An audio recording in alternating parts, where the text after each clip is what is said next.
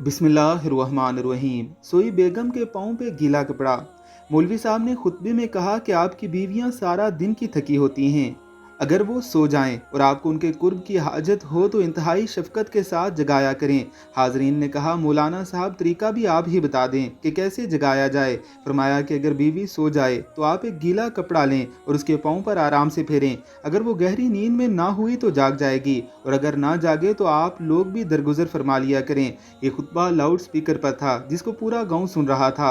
उस रात मौलाना को घर जाने में काफी वक्त लग गया। घर पहुंचे तो बीवी सो चुकी थी। मौलाना ने कपड़ा गीला किया और बीवी के पाँव पर लगाया। बीवी ने बंद आंखों के साथ रोमांटिक मूड में कहा, हजरत खैर है, आज इतने रोमांटिक हैं कि दूसरी बार जगाने आ गए। मौलाना ने सिर पिटाकर कहा, क्या मतलब, मैं तो अभी घर पहुंचा हूँ। बीवी बोली, अब इतना भी बोले ना बने, पहले भी गीला कपड़ा लगाकर जगाया और मोहब्बत फरमाई थी, अब फिर गीली टाकी लिए खड़े हैं। मौलाना ने मस्जिद की जानिब दौड़ लगा दी और स्पीकर पर बोले, पिंड वालियो, मेरे खुतबे ते ना रहना, अपनी बीवियां नू अपने तरीके नाल जगाना। कोई कंजर पिंड विच गीली टाकी लेकर घूम रहा जे।